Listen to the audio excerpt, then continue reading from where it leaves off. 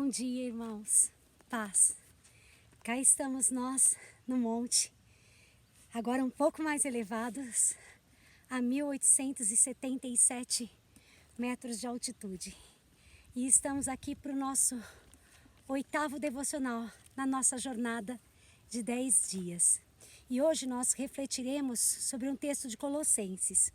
Ontem nós lemos sobre as vestes espirituais, as vestes que devem estar sobre a vida daquele que foi separado, chamado por Deus, eleito por Deus para ser um povo santo e amado.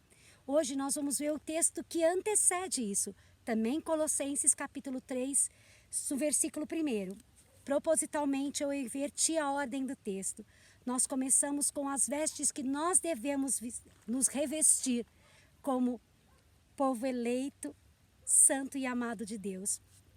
Hoje nós vamos ver que vestes não podem fazer parte mais do nosso closet espiritual. Que vestes nós não podemos usar. Vamos lá? Colossenses capítulo 3, versículo 1. Diz assim: portanto, se fostes ressuscitados juntamente com Cristo, buscai as coisas lá do alto, onde Cristo vive, assentado à direita de Deus. Irmãos, sabe, se nós tivermos o nosso retiro aqui, a não ser que você tenha um impedimento, nós vamos subir essa montanha, né? Se tiver um impedimento físico, nós vamos subir essa montanha e vamos adorar a Deus neste monte. Irmãos, o Senhor está sentado num lugar elevado, nos céus, não numa montanha, mas nos céus. É lugar que não é acessível a outros, a não ser a quem Deus permite. Jesus está assentado à destra de Deus, intercedendo por nós. E Ele nos chama para pensar nas coisas do alto e não as lá de baixo, mas nas coisas do alto, lá onde o Senhor Jesus está assentado.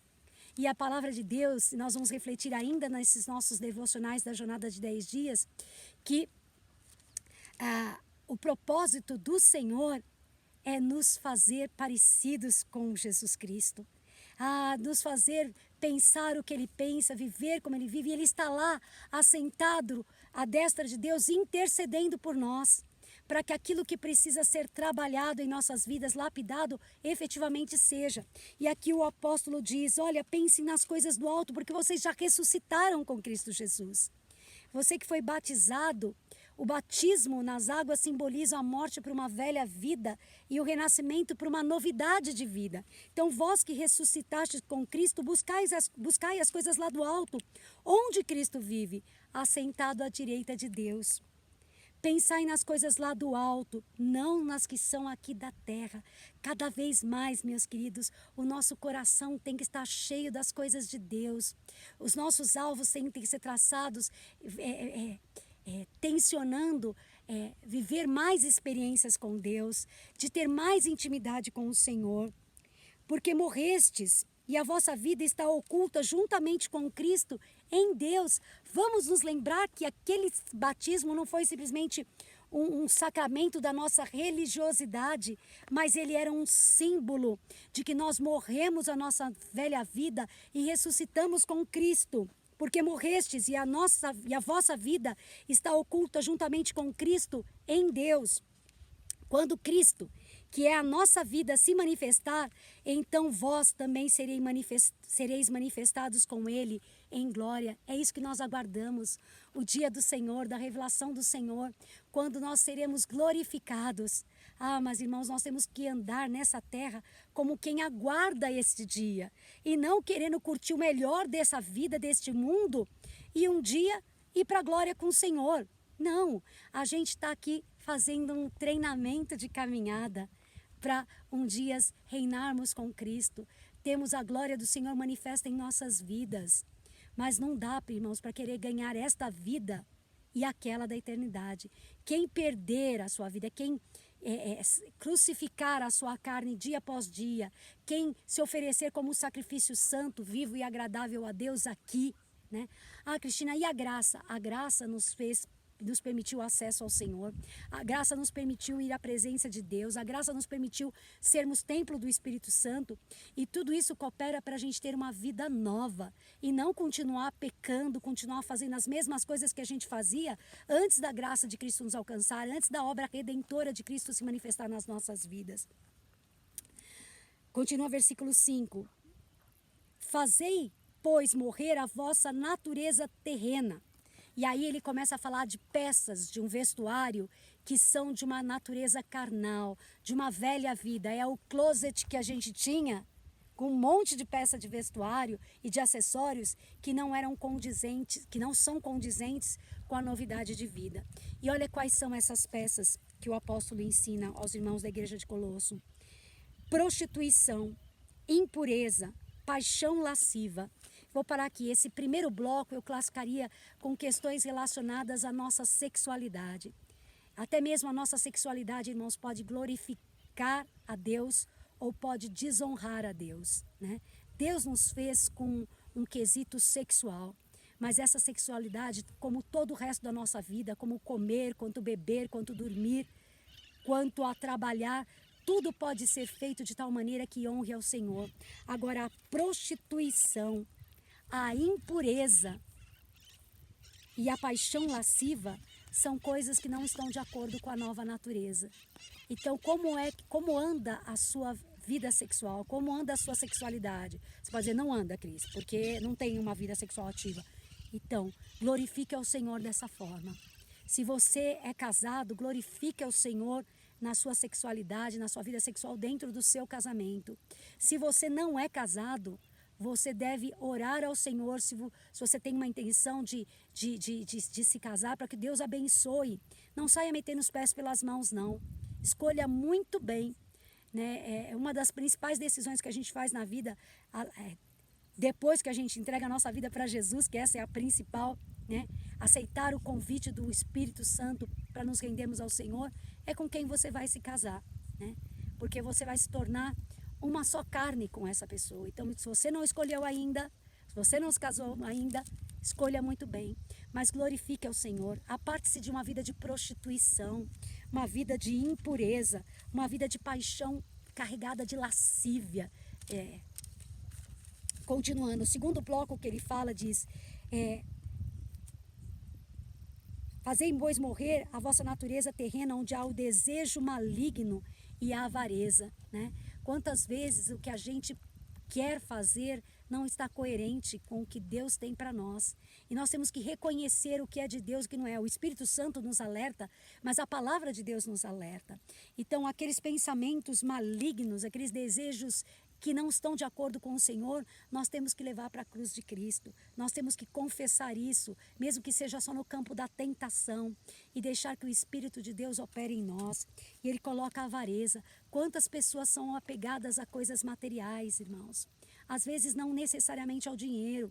Tem pessoas que são apegadas, por exemplo, ao seu instrumento musical, né? E aquilo ele não toca, não divide, não espalha, aquilo é um ídolo para ele, tá? E tem pessoas que só querem ser beneficiadas, elas são avarentas, elas querem cada vez mais, cada vez mais. Ela não pensa que quando ela tem mais, ela pode repartir com quem tem menos, mas ela quer cada vez ter mais lucro. Ela semeia, ela junta tesouros nessa terra, onde o Senhor Jesus disse no Sermão do Monte que os ladrões minam e roubam, que a ferrugem corrói, que a traça corrói. No passado, tecidos finos eram a riqueza, né? Na época, e a traça corroía esses tecidos.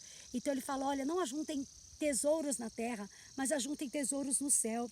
E há pessoas que são avarentas em relação às coisas da terra. E aqui está dizendo que a avareza é uma idolatria. As coisas materiais, o dinheiro se torna a prioridade na vida da pessoa. Por essas coisas é que vem a ira de Deus sobre os filhos da desobediência. O nosso Deus é um Deus de amor, é um Deus de graça, de bondade, mas essas coisas atraem a ira de Deus sobre os filhos da desobediência. Que Deus nos ajude que entre nós não haja filhos da desobediência. Continuando o versículo 7. Ora, nessas mesmas coisas andastes vós também, noutro tempo, quando vivieis nelas. Agora, porém, despojai-vos igualmente de tudo isso. E aí ele continua com outras peças. Despojai-vos da ira. Vez por outra, nós temos visto a ira vindo à tona, irmãos, até mesmo no nosso contexto de trabalho da igreja. Aqui olha o que o texto diz: despojai-vos, se desfaçam da ira, da indignação, da maldade, da maledicência. Ou a Bíblia diz em Tiago capítulo 3, que a quem consegue dominar a sua língua, domina todo o corpo. Tá?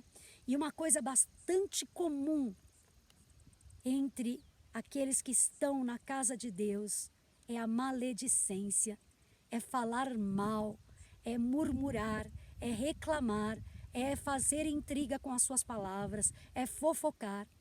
Então, tudo que nós dizemos que não é de acordo com o que agrada a Deus, não deixa de ser uma maledicência, falar mal, né? E aí ele fala linguagem obscena do vosso falar. Ah, queridos, eu me converti na adolescência, eu me converti com 16 anos. E eu tenho vergonha de dizer porque eu falava muita besteira, eu falava palavrões, eu falava coisas que não eram corretas. Quando Deus me chamou, quando Jesus entrou na minha vida, quando o Espírito Santo se revelou ao meu coração e eu nasci de novo, isso é uma coisa que ficou lá para trás, né? Às vezes tem alunos que me deixam bravo e eu tenho vontade de falar assim: menino, larga a mão de ser idiota, que não é um palavrão, mas é uma ofensa que não cabe a um professor, a um educador falar. E às vezes eu falo assim, eu vou dar uma bronca e eu seguro. Aí tem um engraçadinho na classe que ia falar um palavrão. Você olha, palavrão não ia falar. Gente, se eu tropeço à noite, meu dedinho fica no pé da cama, eu não falo palavrão. O máximo que vocês vão ouvir é um que droga, né? Que porcaria, é o máximo. Eu não falo nenhuma palavra no meu cotidiano que eu não pudesse pronunciá-la sobre o altar de Deus. E se eu conseguir, você também pode. Tire dos seus lábios palavras suaves. Tem que coisa, Cris, não é mais palavrão isso, é uma expressão de intensidade. Querido, você pode falar isso no púlpito, numa ministração? Não, né? Se você tivesse uma reunião com o seu chefe, não para você pedir demissão ou brigar com ele, espanar, você usaria essa expressão? Tem chefe que fala uma palavrão qualquer um, né? Mas normalmente não é isso. Você falaria com uma autoridade com essa palavra? Então, glorifique a Deus com a sua linguagem. Não pode sair coisas boas e coisas ruins da mesma fonte. Água doce e água amargosa, diz o mesmo capítulo 3 de Tiago. Então, despojai-vos da linguagem obscena do vosso falar. Não mintais uns aos outros. Mais uma coisa no bloco do falar. Maledicência, palavrões.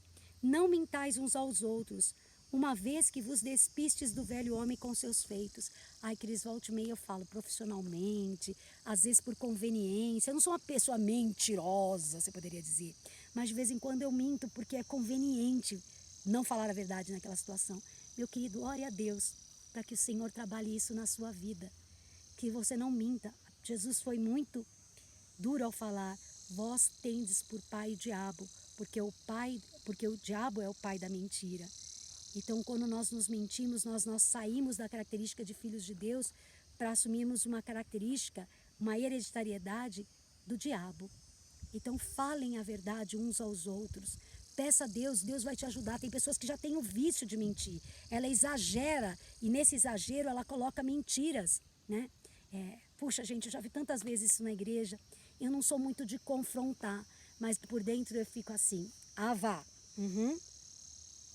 Às vezes eu penso, dependendo de quem mentiu para mim, eu falo assim: eu quero acreditar que ele se equivocou.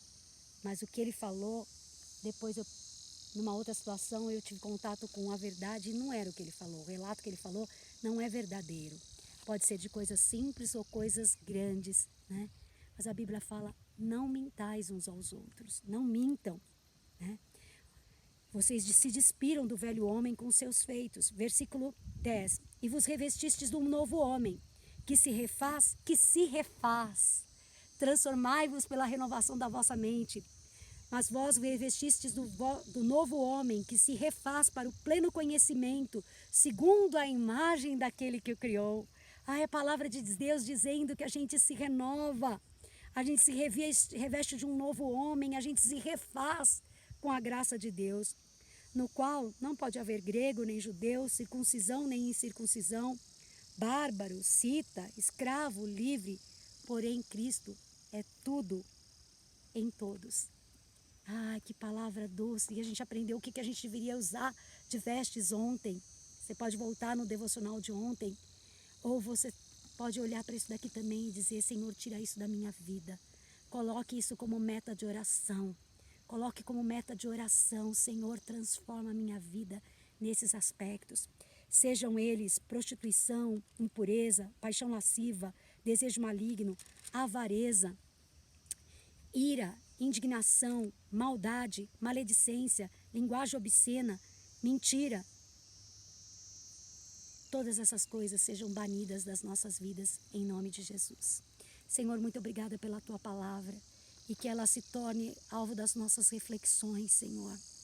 E que nós coloquemos diante de ti aquilo que precisamos desenvolver na nossa vida, do fruto do Espírito.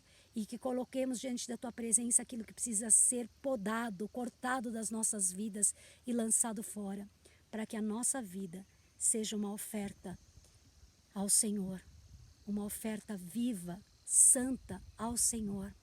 Em nome de Jesus, Senhor, sê com os meus irmãos e aperfeiçoa a boa obra que iniciaste na vida deles, em nome de Jesus. Em nome de Jesus. Deus os abençoe, queridos, e até amanhã no nosso 9º encontro, no nosso 9º devocional. Deus abençoe. Um beijo para vocês.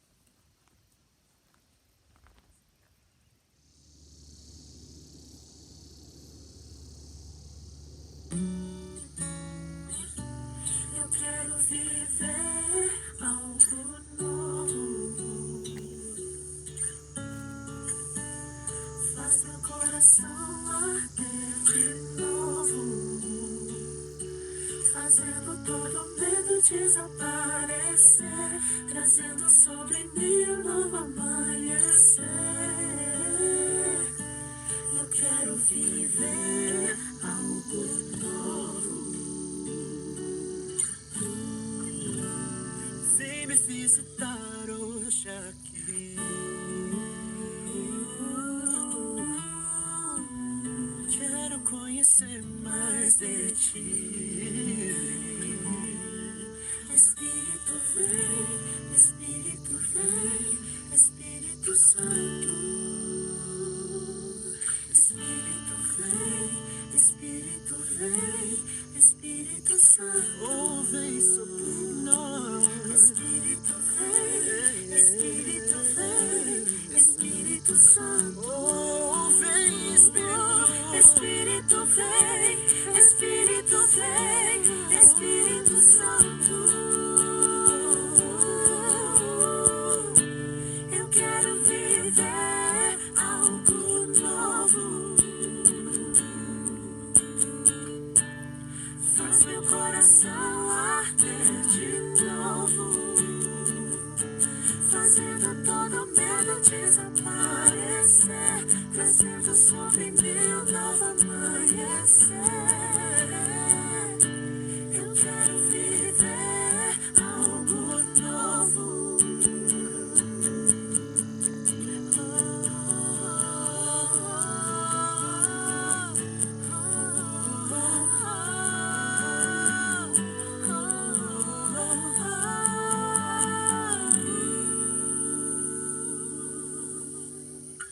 Santo Espírito desce como fogo, Santo Espírito desce como fogo, incendeia, incendeia. Santo Espírito desce como fogo, Santo Espírito desce como fogo, incendeia, incendeia. Santo Espírito desce como fogo, Santo Espírito desce como fogo, incendeia, incendeia. Santo Espírito desce como fogo,